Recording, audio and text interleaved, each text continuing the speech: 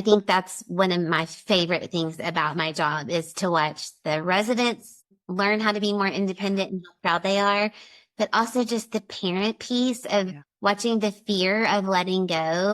But then when they lived here for a year or so and they go home at Christmas and they want to come back because they start saying, I want to go back home. And I'm like, that means we're doing it right.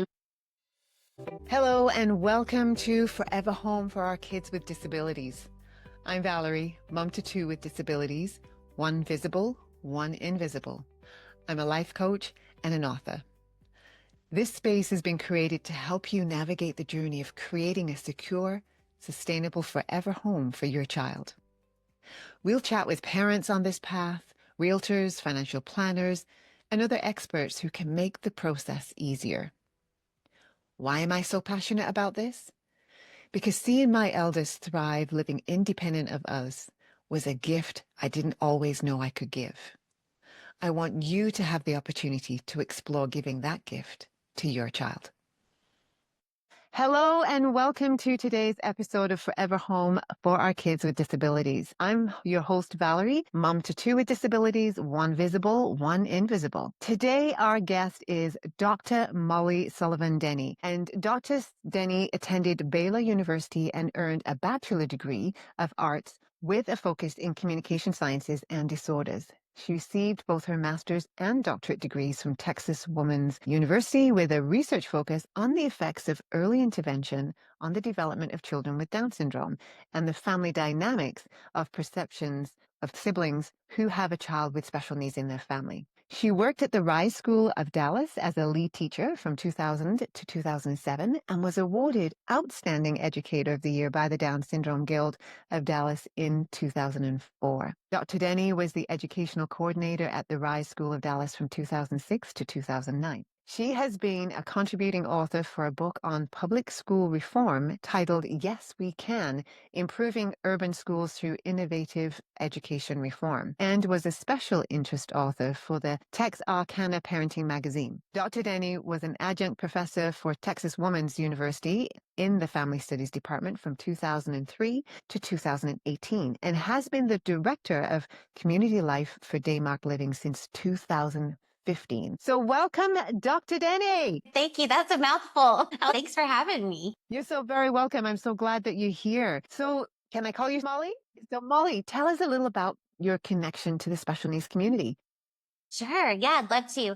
I always say this is a calling on my life. So I always felt very drawn to people with special needs. I don't have anyone in my family that has special needs, but when I was a really young little girl, I grew up in a small town in East Texas called Nacogdoches, and there is a college there in town called Stephen F. Austin, and they hosted the Special Olympics. Like, I don't know if it was the state games or something big. So there was all these people with special needs that came to our town. And I would get on my little blue bike at like 7 or 8 years old and ride my bike down there and just say, hey, how can I help? And so I just fell in love with this population. And I always in school got selected by teachers to be pals with people and, just some ways to like spend time in a special ed class when I was in high school. We had a program called the PALS program and I was one of the officers. And so one of my class periods was to go to the special needs class and spend time with the kids. So I have always loved them and recognize just the beauty and the joy that they can bring to our lives. And so I really didn't know how God would use those early experiences in my life to lead me to what I do now. But looking back, it all makes sense. So fast forward, I went to college and knew I wanted to do something with kids who had some sort of developmental delay, but I didn't know exactly what that would be. The funny joke in our family was I was doing a practicum my senior year at Baylor University,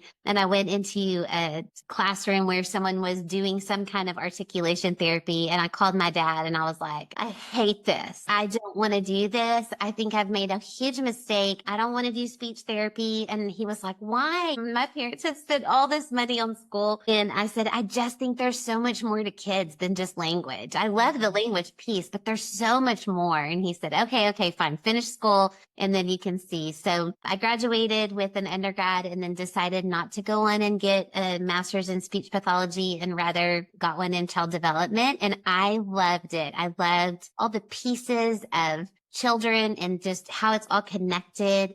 And as I started working with kids with special needs, I really started to be intrigued by family dynamics and just how families interact, how siblings interact, the stress, right, that comes in marriages. And just all of that was really interesting to me. So that kind of led me down the research part of what I did. But I'm a people person, so I liked teaching at the university and I love to be able to give back on all the knowledge that I've been given. But now in my current job at Daymark, I get to do both.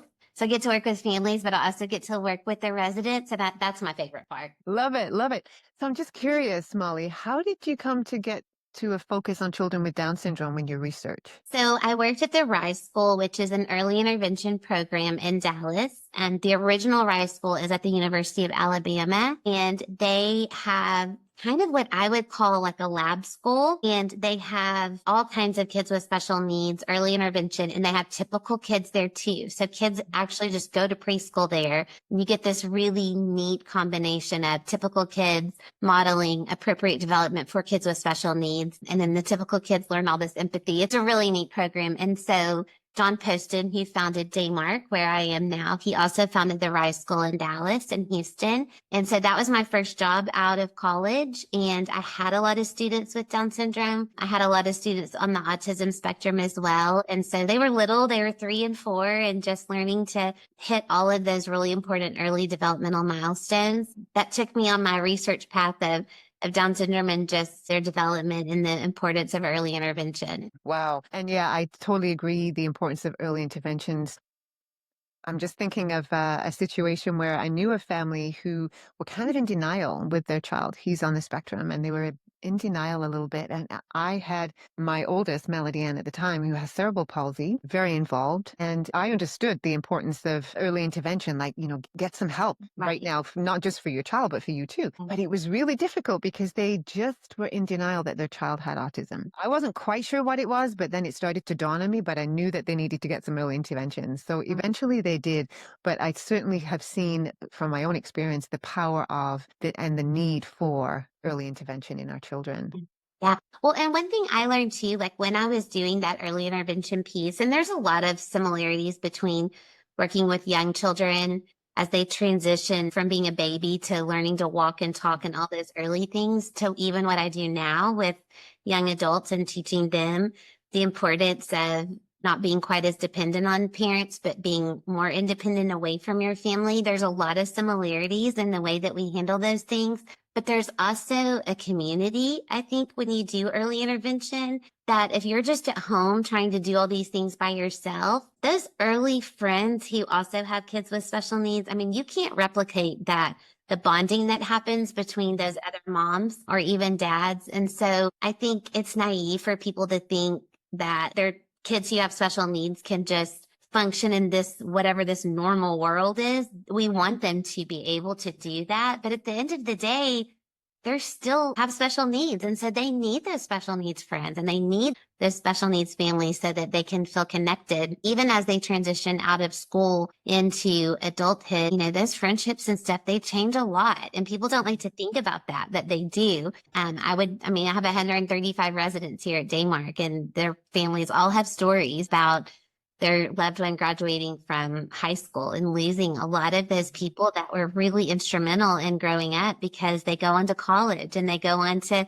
trade jobs and all these things. And so that can be a challenge. Yeah, for sure. So Molly, tell us a little bit about the work that you actually do now. Sure. So the founder of Daymark called me about 8 years ago and said, I have this wild idea to build a neighborhood for adults with special needs for his son. He was 23, I believe, at the time. And he was like, I feel like I can't be the only parent who wants something like this for my son. And he was like, if I can pull it off and put it all together, will you come be one of the directors? And my youngest daughter at the time was about to start kindergarten. And so I was ready to really jump back in to the workforce. I liked being home with my kids, but I'm a worker bee and like that social aspect of being around others. And I just feel like I have been given such a gift with the experiences that I've had that it's really important that I share this with others. And so I'm like, yeah, I'll help you. So we traveled around different places for about 2 years and looked at different programs, met with developers, bought land, all those really early kind of steps that it's taken to get us where we are now. So My job has evolved a lot. I did a lot of marketing, talking with parents, asking what they would want for their loved one, picking out paint colors and carpet and all those fun little details, to now really running a community where people live. And, our whole goal is independence and thriving here, and walking with families through that process of letting go, which is hard. And I've gotten a lot more bold as I've gotten a little older, and telling parents, you got to cut the cord. It's time. I used to be a little more scared to say those kind of things, but wisdom comes to us as we get older, I guess, and maybe a little less of a filter. Yeah, I think we get to a place where it's like, just tell it like it is. Let's just Yeah. the fluff. Let's just get Yeah. to the point. Yes, I say all the time, just trust me, right? Like, I just need you to trust me on this one thing. And usually we build that rapport, and they're able to do that. And I can't even tell you how many times parents, if you've had their young adult living here for 3 or 4 years, or say, Dr. Molly, you were right. I needed to hear that, but it stung a little when you told me. And I'm like, I'm not going to tell you that it's going to be easy when it's not. Exactly, exactly. So as you were talking about the founder and going around and looking at land and talking with parents and things, it's just interesting that you bring that up, because Scott and I, my husband, we have had a similar thought, and like it would just be lovely to have a community where these kids can kind of feel like they belong because there's more people like them. And we live in Calgary, Alberta, in Canada. And I remember just driving out the highway, because we're in the last community before you hit the highway to go to the mountains. I remember as sort of, anytime we would drive out, we'd see these 160 acres for sale. And it was just like, wouldn't it be amazing? And we would just dream about all the things that we would have. Like, it would be self-supporting, there'd be store, we teach them to garden, and all these kind of things. Uh-huh. Beekeeping, whatever they wanted to do. I'm so thrilled that I'm not the only one, or my husband and I are not the only ones that have had that thought, but I'm just so thrilled that this dream for this gentleman has come into fruition, and it's actually happening, and kids are thriving. So I'm just so grateful that it's actually happening. Now, we don't have the resources, but I guess this is where marketing comes in, and this is where you get good at sort of advocating and talking with people and philanthropists that have the money. Yes. Yeah. Yeah, well, and our system is so broken. The system of funding for these individuals is so broken. And so, unfortunately, we're private pay. We don't say we're sorry about that, because I always say we're profit with a purpose. No one's getting rich doing what we're doing. We want to be able to pay our own bills and pay our staff in a way that they will stay, right? And want to do this hard work, and just be a resource for others. In Texas alone, there's a handful of communities, and all of us are a little different, doing different kinds of things. There are some that have more of that kind of agricultural piece. And I love that. I think it's so neat that they do that. And I think there's a community close to Houston that has a store, and they make beautiful pottery, and they do a lot of those neat kinds of things. And so there are some communities that are focused on different things. And we just kind of said, okay, they're doing that. They're doing that. What do we want to be? What do we want to be known for? And we didn't get it all right from the beginning. We're certainly not perfect. And we've changed some ways, just the way we do some things. I think originally I was naive in thinking that when parents say their child is independent, that means something different than what it actually means. So independent in your home is different than independent outside of your home. And so I sort of took family's words that, oh yeah, they're completely independent. And then we got here and we were open for 30 days. And I was like, everyone's hair is a little greasy, and no one's great at brushing their teeth, and they're not really great at cutting their fingernails. And like all of these little things that we've adapted for, which we were happy to do that. But I say it's been a zigzag to get to where we want to be. And I think that's just the way it is with anything. It's never been done this way before. So we're always looking at ways we can do things better, and just make sure that those basic needs are being taken care of, and that we're teaching them. That's the big thing. I'm like, no one here is going to do anything for you. You have to be an active participant wanting to learn how to do those things. And so that's the challenging part. I always say, if I could give a special pill for motivation, then that'd be great. Could you sign me up for that? Because I'd like to give it to my child.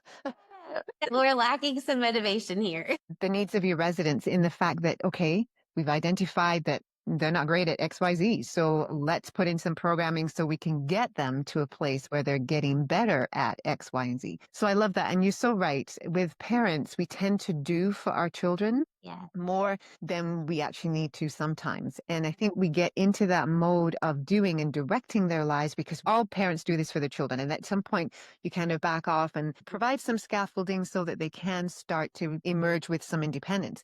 But our children with disabilities or our children with special needs, it takes us longer. And sometimes we don't recognize we need to actually do that shift. Yeah. So we just continue to do and do and do. So you're totally right with regards to, yeah, do you know how to change the toilet roll paper? Do Mhm. you know how do Right. you know how to wash your hair and then rinse it properly and then condition and then rinse it properly? And like you say, toenails. Who would think about, because you just do it, right? But Yeah. yeah, so there's so many things. And then even, I guess, I don't know whether this is part of your programming, whether the residents get an opportunity to do cooking or not.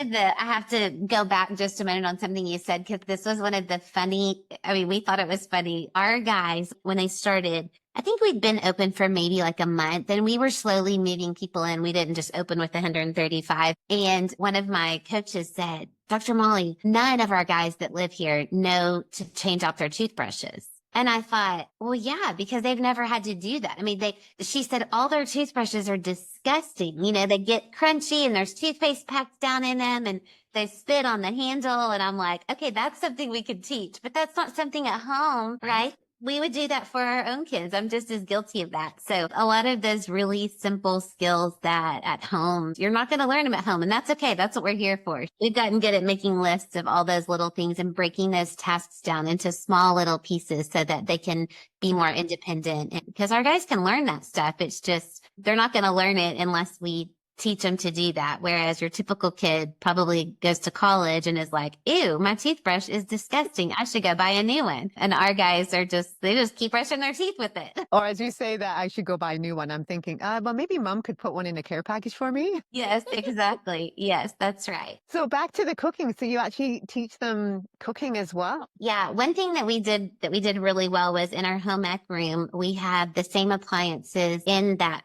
room as they have in their cottages. So as they're learning how to adjust the heat or push the buttons on the microwave or push the buttons on the dishwasher, they practice that in the home ec room with a coach so that then when they work towards getting those appliances turned on in their cottage, they've learned that. So just like for us, if I'm used to cooking on gas and suddenly I'm cooking on electric, it takes a little time to adjust. So we wanted to be sure that everywhere in our community that they were cooking, they were doing that. So we have basic cooking classes that are chopping vegetables. We do a lot of classes on safety, on of boiling water and using hot pads and how you get things out of the oven, those kind of things. That's Yeah. typically what parents are the most worried about is the safety. Mhm. And they have to go through a 10-week course on getting their oven turned on. We call it oven certification. So the ovens are off when they move in and their roommates, usually there's one that likes to cook and the others don't care much about it, but they make pretty basic meals. There's lots of pasta and things they can stick in the oven. I call it like college food is the kind of stuff they like to cook in their air fryer and, those kind of simple meals. So Yeah. we have one guy who is a hunter and he likes to make chicken fried steak. He's probably our best cook.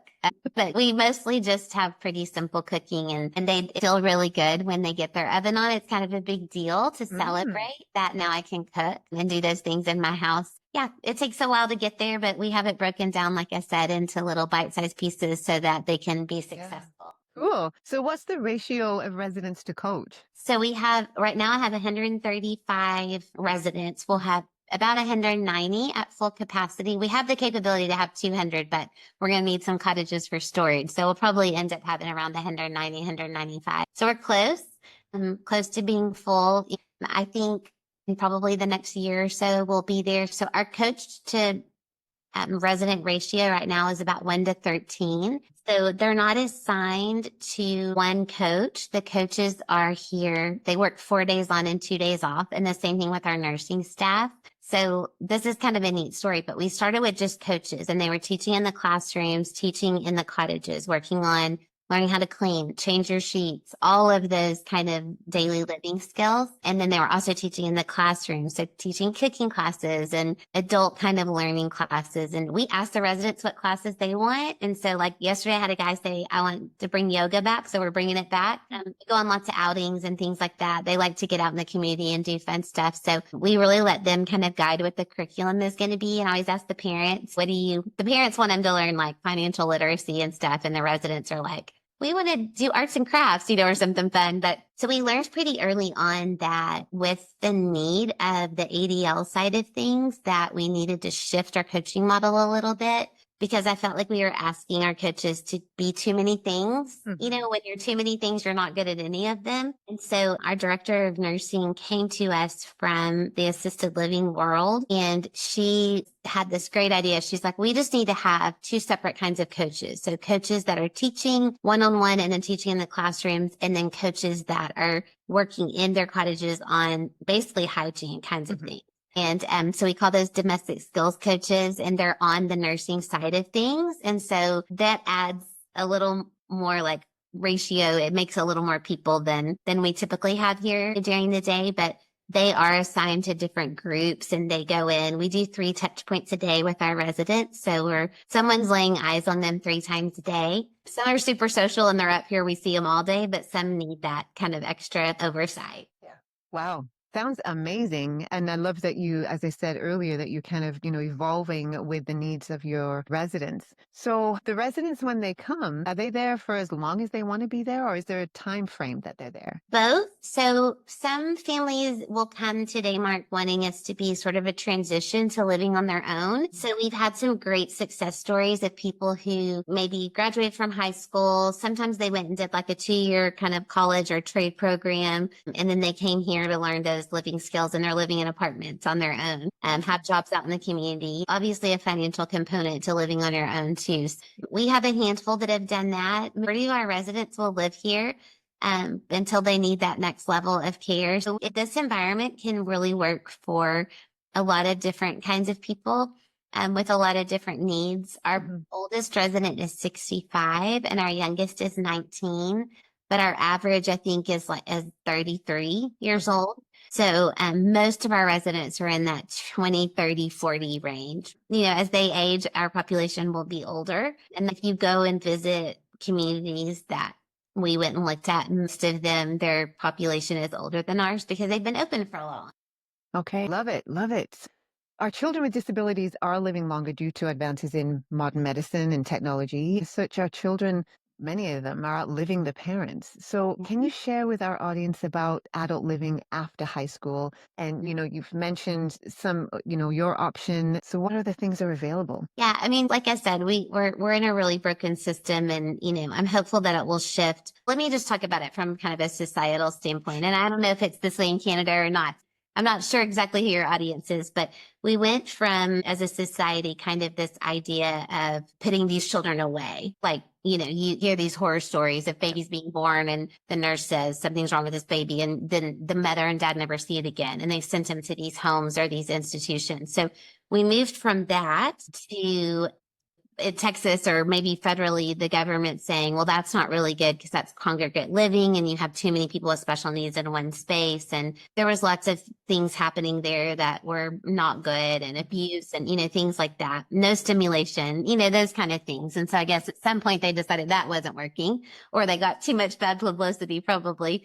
And so then they said, well, let's just move everyone home back to their families of origin, and we'll give the parents money to supplement these therapies or whatever they need. And that wasn't good either, because now we're isolated and you've got young adults living with aging parents. So now young adults are taking care of aging parents, and aging parents are aging, and they're, so that's not ideal either. To now, what we have state-funded programs called group homes. And it's kind of what you were talking about, what your daughter is doing, where families will come together and they'll buy a home or rent a home in a neighborhood, and they get money for that, so much money a day, I guess, to feed people and take them and do stuff and things like that. And then now I think we're sort of coming back to center, like we've swung from one way to the other, and to where I think as a society we're saying, no, we're not trying to isolate anyone, but like I hang out with my peer group and you hang out with your peer group and my church friends and my college friends and my mom friends and all that. That's who I spend time with.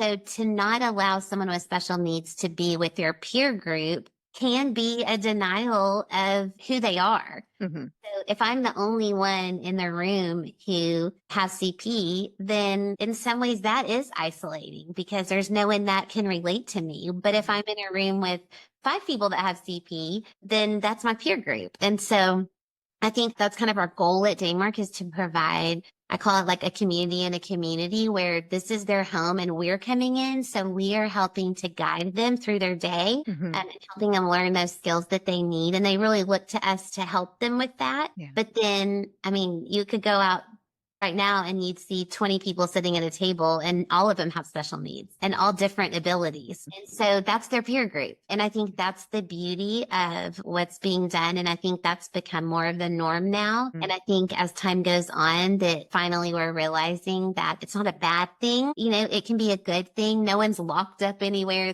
you know, freely walking around and they have all this independence to go into town and do all these things that they want to do and make the decisions about what they do during the day.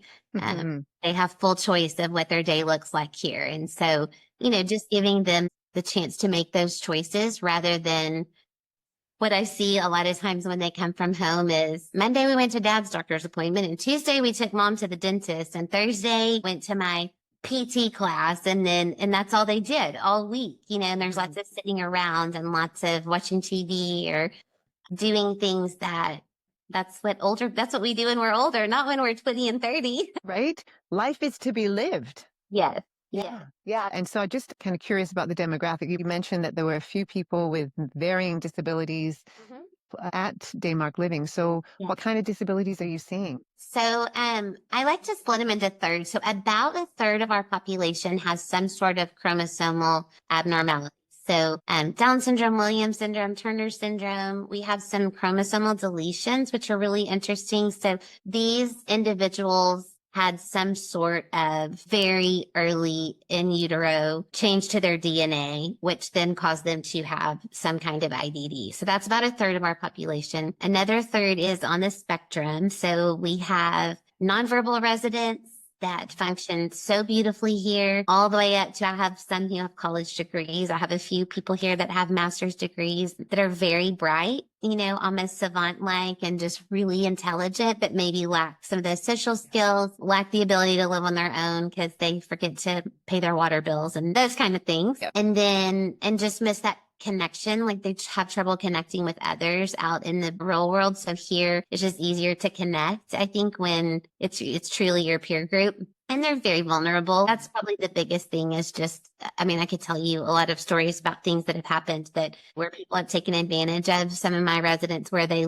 did live on their own. So they may have the skills to do that, but they're just so trusting and they get taken advantage of mostly financially, you know. And then the last third is kind of a mixture. We have quite a few residents with cerebral palsy. I have a few that had traumatic brain injury, so born typically developing some sort of life event, then led them to having a TBI. I have a few residents that have had strokes along the time of development. So all of that group is what I would consider some sort of brain injury. Like at some point they had some sort of injury to their brain. And they're a lot of fun. You know, they're all different. And so you put all those 135 people together and you get this really neat mixture of people who love each other and look after each other. And I always say they argue like brothers and sisters. Sometimes they're like, so and so's looking at me the wrong way and, you know, all those kind of things. But that's just part of it. And that's how we learn. I say a lot of times there's lots of middle school behavior here Yeah. because developmentally, that's where a lot of our guys are. And so Mhm. you can remember back to middle school. That's a lot of what we do. It's fun. It's fun and funny and sometimes tiring. Yeah. I can appreciate that for sure. All right. So I just want to back up for a second. You mentioned IDD. So are we talking intellectual developmental disabilities? Yeah. Yeah. Okay. Just wanted to clarify that for some of our listeners that may not quite understand what that is. All right. Well, thank you so much for sharing. It sounds like an amazing program. I love that it seems to be there's more of them in the States. Like, I don't know of many places, or if any, certainly not in the area that I live in, that have that kind of an idea. So I'm just getting excited here, revisiting that and just creating a village for some of these children. Yeah. We've had a little bit of a taste of what it's like to provide a place where children can thrive with Eden House. That's the name of the forever home that we have for our oldest daughter. So we had a caregiver that we had for 6.5 years, which allowed me to continue working, to be a mom to two children and be a wife. And then this caregiver decided that, and fair enough, she was going to move into a different direction. She wanted to work with young children. So after 6.5 years, you kind of get to depend on someone. Yes, you do. And Scott and I don't have any family close by, so we had nobody else to fall back on. So we said, sure, we wished her well, off she went. But then it was kind of like, what are we going to do? We need to have something that's going to be sustainable, because you get to a place where you are tired of having people in and out of your home, and you have to do the hiring, do the firing if you need to, do the training, taxes, all of that stuff, all the HR things. And so I was like, I can't keep this up. Like, we can't do this for forever. We are older parents as well. So then we just decided, okay, we need to do something that's going to be more sustainable. So that's when we started to do the forever home thing. But we were in crisis mode. And I just want to say to the audience, don't wait till you're in crisis mode. And why I do what I do, because we need to be planning ahead for this kind of thing. So it's just been so beautiful to be able to create Eden House. Obviously, we had a lot of help, and it's a home to 3 young ladies that can live independent of their parents. And that's the beautiful thing. I can just go and be mom when I go visit. I don't have to be caregiver thinking about, does her feed need to be changed? Does she need to be changed? Do we need to change her position? She's in a wheelchair. She's totally dependent for all care. So it's just been lovely. And not only that, do they get to live independent of their parents, the parents get to just be parents. The other thing is, it's a lovely workplace for, I think there's about 13 staff altogether, because we have staff that are overnight, awake overnight, some sleep overnight, and then the daytime staff. And so to think that we've created that, and it's a win-win on so many levels. And so now I'm just kind of like, okay, we need to revisit this village thing, because that would be a huge win on so many more levels for so many more people. Yeah. And I feel like every child that has special needs has unique needs and unique abilities. And so I think a lot of times people are afraid to try to do something that might only be for one kind of person. But what we learned at Daymark is that the way our environment is set up, that a lot of different kind of people can be successful here. So I have some residents who have to get showered every day. I have some residents who their food has to be cut up every day. I have some residents who always think everyone's mad at them. So we have a social component to that. Like, everyone's needs are so different and unique. And so to be able to staff for that is a challenge. But I think over time, like I said, we've sort of zigged and zagged to where we can make it work. And so I think having staff that are focused on kind of those daily care things, and then staff that are focused on that engagement piece, can be really important. For us, it couldn't be the same person. It couldn't be one person doing all those things. Just like as a parent, you shouldn't be doing all those things for an adult. That your relationship should shift from a child, parent relationship to an adult child and parent relationship. And when you aren't living at home, it's easier to do that. I think that's one of my favorite things about my job, is to watch the residents learn how to be more independent and how proud they are, but also just the parent piece of watching the fear of letting go. But then when they lived here for a year or so and they go home at Christmas and they want to come back, because they start saying, I want to go back home. And I'm like, that means we're doing it right. That's what you want. You want them to, that's how we all felt, right? When we went to college or we went home to visit, like, I've had enough of you, mom and dad. I don't want you to tell me what to do anymore. Or, I don't want to eat green beans. I don't like green beans, those kind of things. So it's a very natural evolution. And I tell our parents as they're transitioning, I say, we're not going to do it like you do it, but that doesn't mean we're doing it wrong. We're going to do it different. We're going to do it like adults. We're going to treat them like adults. And if they don't want to go to class, then that's their choice. Just like we have a choice about if we want to do things after work or not. And that's not always really well received at the beginning, but over time they start to see this kind of freedom within their adult child of wanting to make decisions for themselves, which is how it's supposed to be. Absolutely. Absolutely. So you mentioned letting go. So can you just talk to us about the family dynamics of letting go? Yes. I have so many feelings about this, because It's different for each family. I'll give you sort of the best case scenario. When our children, if you have typically developing children, when they're in about maybe their freshman, sophomore year of high school, you start thinking, okay, what's next? We've made it through, we're in the middle of adolescence. We've made it through these developmental stages. And now what's next? What's beyond high school? Well, I say all the time, do the same thing with your kids with special needs. They may be still doing therapies and they may still be needing a lot of care at home, but start thinking about and looking and exploring what are your options? What could their life look like? Because it's like taking a test. If you read the answers first, it's easier to go back in the passage and be able to pull out the answers that you're looking for. But I feel like with our kids with special needs, it's the same way. If you go out and see what your goals are, what your options are, then you can come back home and self-reflect of like, are we actually setting them up for this to be an option? Because the truth of the matter is that someone living at home, if they outlive you, which is highly likely, they're going to be in crisis mode. And if you're putting them in that situation, that's not ideal for anyone. And here we've had it always. We've had residents who've come right after high school and they're immature and they have a lot to learn. And we've had residents who have lost both parents in a very short amount of time, and their cousin has now inherited them and they're scrambling, trying to figure out what to do. And that is very upsetting. It's very disheartening. It's very alarming, I think, for our guys who already struggle with just regulating their emotions and their feelings. That is like the worst case scenario where all of a sudden their whole life changes. I'll tell you a story. There's a guy he lives in Houston, which is about 3.5 hours from here, and he's wanting to live at Daymark. I've been doing weekly Zoom calls with him because he has no friends. He's living in an assisted living with his dad, and the dad's in a separate room. And so I've just befriended him. So every week I make 30 minutes and we have a phone call, and listening to him talk about what his day looks like and the things that he's doing, it makes me so sad because he's doing nothing. He basically lives like from one meal to the next.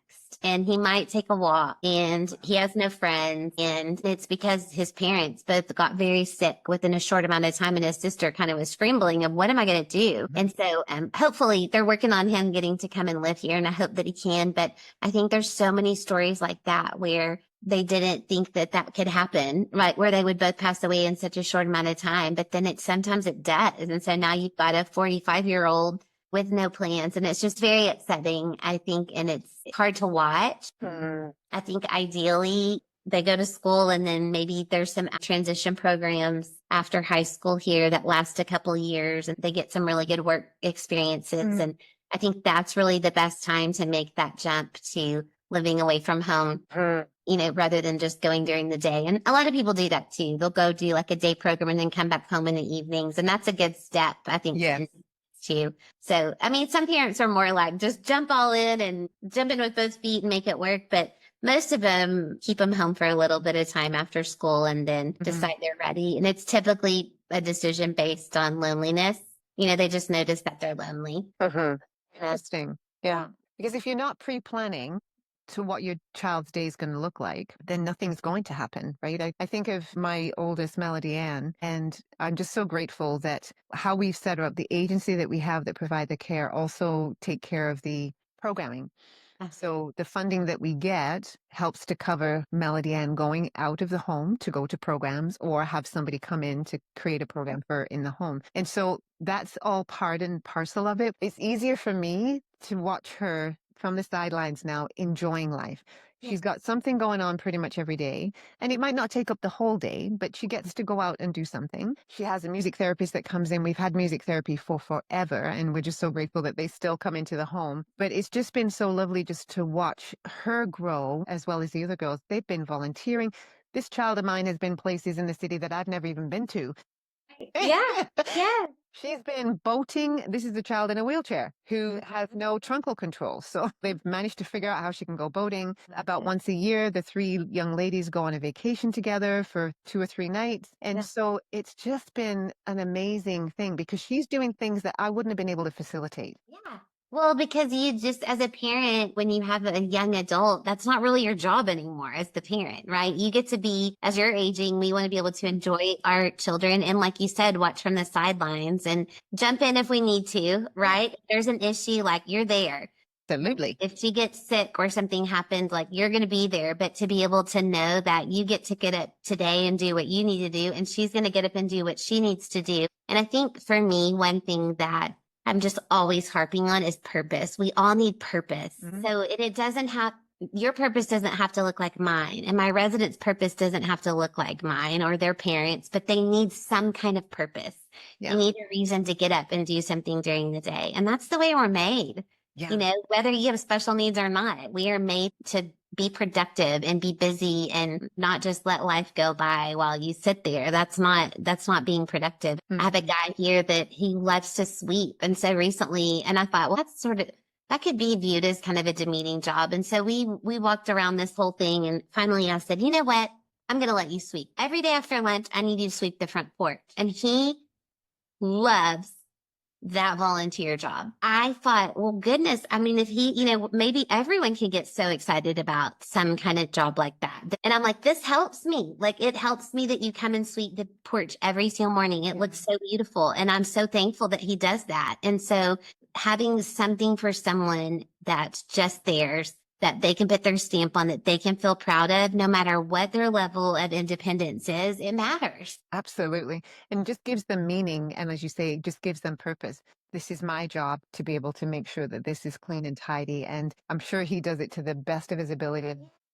Yes, I have a plant waterer too. One of my guys likes to water plants. And so I said, I always forget to do it. And he said, I can do that every single day. And our plants have never looked better because he does it with such care. And for me, I'm like, oh my gosh, I forgot to water the plants today. Just those little things I think can be Yeah. into more, because if we're building on those skills, the guy that's sweeping, I'm like, I really want him to be able to get a job. And so I can't advocate for him to get a job if I've never seen what he's capable of. But now I know he gets up every day and he shows up and he's getting the thing. And so when he's going out now to look for a job, or when we're advocating with job coaches, like that, just showing up and predictability is a job skill. It's something we can turn into more. So that's another big piece of what we do, is try to get our guys employed out in the greater community, just so that they can be around people that are different than them and kind of live in the outside world and then come back to their peer group. Is, to me, that's sort of the sweet spot of our residents that do the very best, is those that are getting on the van. They're going out to work during the day. They probably work 3 or 4 hours, and then they come back and they're with their peer group, and they're so happy because they're fulfilled. Yeah. And all aspects of their life are being met. Yes. Yeah. Love that. So, Molly, where can our audience go to find out more about you? Well, I'm not that exciting, but you can find me on the Daymark website. If you go to daymarkliving.com, you can see all the things about Daymark, and there's a little bio there about me. I don't have any of my own podcasts or anything like that, so I just try to help where I can. But you can always ask Valerie where to find me. She has my email if you have specific questions. I'll tell you my email now. If anyone wants to email me, it's just Molly, Molly, period. And then Denny, my last name. So Molly, period, Denny at daymarkliving.com. So you're welcome to email me if you have questions or need any pointers. I'm all about paying it forward. People have been so good to us as we were going through this journey, that I'm always happy to meet with people and invite people to Daymark. I would love for you to come see us here and just share what we're doing, and then help people with their own ideas and kind of brainstorm. I'm always all about saying, we tried that and that didn't work, which is sometimes how we learn, but happy to share all of that with anyone. Thank you, Molly. Molly, just before we close, do you have any pearls of wisdom, any words of encouragement for parents raising kids with disabilities?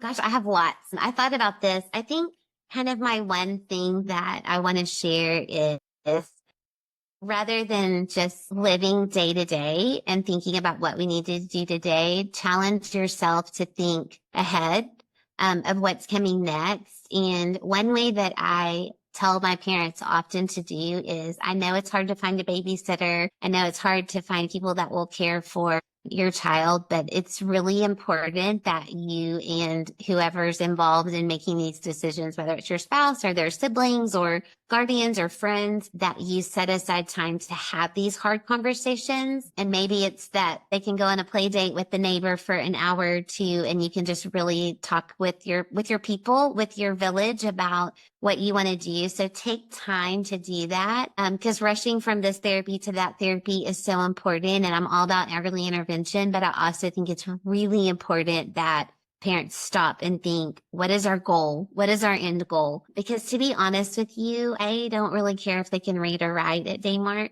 Those academic goals for us, you can function beautifully at Daymark and not be able to read. Like the way that these neighborhoods and communities are set up, it's so much more about just those independent skills. So focusing on those is really important. And I could talk all day about that, but maybe that's another podcast. Oh, Molly, thank you so much. And Molly's information will be in the show notes, so please check it out. And I've invited Molly to come back because I want to know a lot more about how we prepare our young adults for living away from families and who should be involved in those decisions.